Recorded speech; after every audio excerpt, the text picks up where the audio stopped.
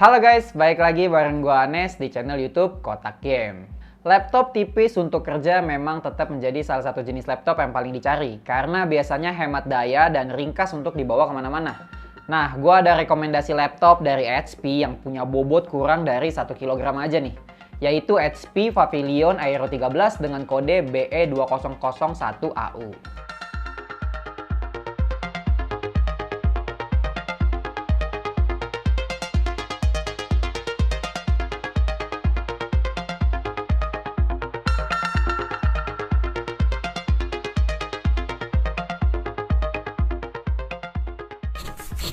Ini adalah upgrade dari produk sebelumnya yang pakai Ryzen seri 5000. Kini sudah pakai seri 7000, jadi udah paling kekinian untuk chipsetnya. Nah, sebelum gua bahas lebih jauh, ada baiknya untuk subscribe channel YouTube Kotak Game dulu nih kalau belum.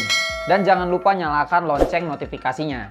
Nah, berikut adalah spesifikasi singkat dari unit HP Pavilion Aero 13 BE2001AU yang kami review.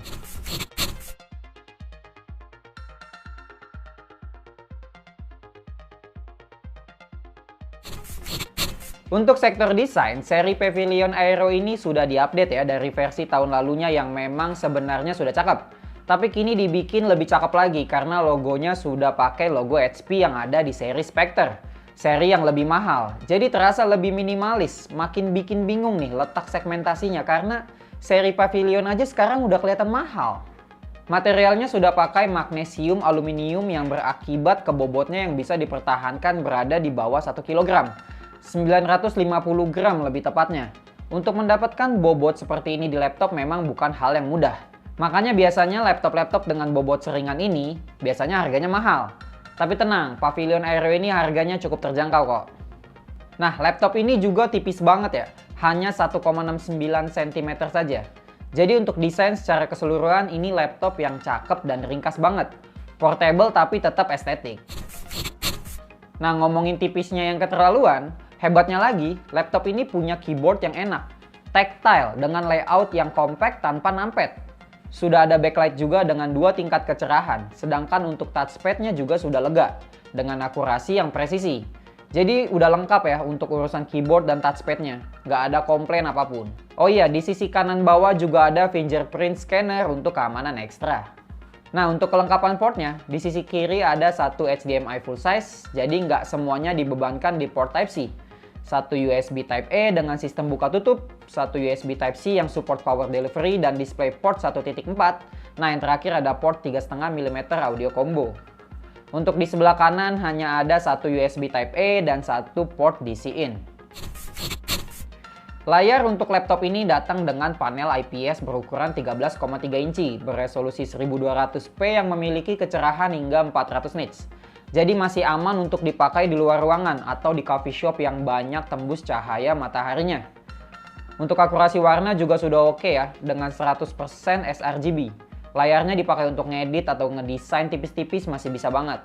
Apalagi dengan resolusi yang ada di atas 1080p tapi dengan diagonal 13 inci, image yang dihasilkan oleh layarnya terasa crispy sekali. Nah, meski bezelnya tipis, laptop ini masih dibekali webcam 720p yang kualitasnya sudah cukup oke lah. Karena bantuan dari temporal noise reduction yang akan mengurangi tingkat noise secara real time. Nah, uniknya lagi ada aplikasi bawaan yang bernama HP Enhanced Lighting yang bisa jadi ring light digital untuk tambahan cahaya di wajah menggunakan layarnya sendiri. Ini akan berguna banget kalau berada di kamar yang sumber cahayanya minim.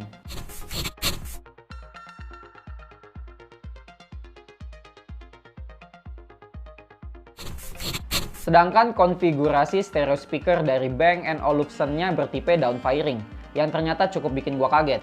Karena ekspektasi kita tidak terlalu tinggi mengingat ini laptop tipis. Suaranya oke banget untuk kelasnya dengan clarity yang jelas meski bassnya nggak terlalu nampol. Nah, untuk urusan konektivitasnya, laptop ini sudah pakai Wi-Fi 6 yang sepaket dengan Bluetooth 5.2. Sudah cukup up to date lah ya untuk tahun 2023 ini. Dan laptop ini memiliki kapasitas baterai sebesar 43 Wh yang punya daya tahan cukup baik untuk kegiatan harian. Dengan daya tahan hingga 13 jam untuk playback video menurut klaim HP.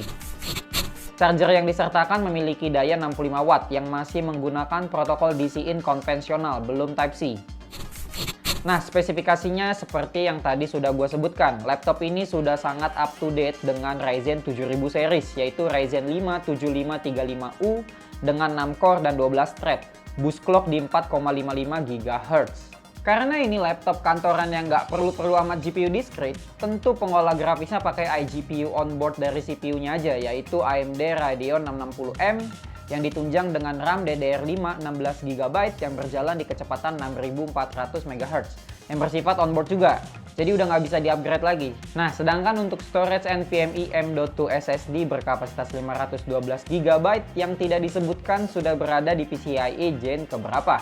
Tapi kalau kita lihat hasil pengetesan kecepatannya sih yang berada di sequential read di 3GB per second dan sequential write di 1,6GB per second, tampaknya ini pakai SSD PCIe Gen 3. Nah, kami juga sudah menguji laptop ini dengan beberapa software seperti Geekbench 6, Cinebench R23, PC Mark 10, 3D Mark Firestrike, dan TimeSpy.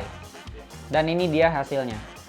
CPU laptop ini kenceng, bisa kelihatan di angka multicore-nya yang udah oke banget. Apalagi jika kita kembali mengingat bahwa ini laptop tipis yang harganya juga terjangkau. Nah, untuk nyobain performa grafisnya, kami juga sudah melakukan uji coba gaming tipis-tipis nih. Tapi perlu diingat ya, ini bukan laptop gaming. Jadi yang beli juga biasanya nggak akan pakai untuk gaming. Tapi biar kebayang aja performa IGP-nya semana. Dan hasilnya ternyata laptop ini masih bisa banget diajak main game e-sport seperti Dota 2 yang udah bisa jalan rapi di atas 60 average FPS. Atau Valorant yang sudah tembus di 130-an average FPS. Bahkan di Genshin Impact sudah jalan di 60 FPS mentok. Meski ada sedikit anomali di mana pada mode balance, angkanya lebih tinggi dibanding pada mode best performance. Tampaknya ada limitasi dari software yang mencoba menjaga suhu tetap rendah sehingga berpengaruh kepada performanya. Nah, teori tersebut dapat dibuktikan dari suhu balance mode yang tidak terpaut jauh dari best performance mode. Jadi sebaiknya dalam memakai laptop ini cukup di balance mode saja karena performanya malah lebih stabil. Toh suhunya juga lebih adem. Nah, sekarang kita masuk ke kesimpulan.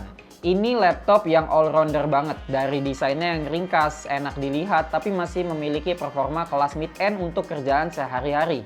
Dan yang paling penting, baterainya juga awet untuk dipakai nemenin kerja seharian. Peran CPU AMD Ryzen 5 7535U juga berpengaruh besar di pengujian performanya dengan konsumsi daya yang irit, tetapi tetap bisa kenceng juga kalau dibutuhkan.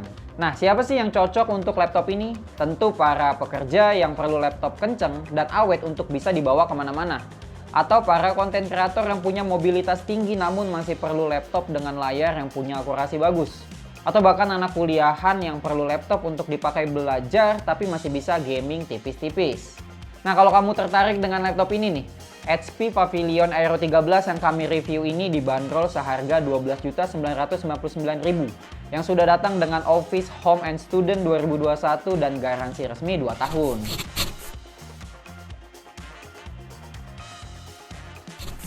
Oke, sampai di sini review tentang HP Pavilion Aero 13 dengan kode BE2001AU.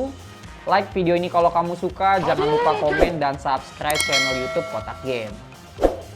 Gua Anes cabut dulu. Ciao.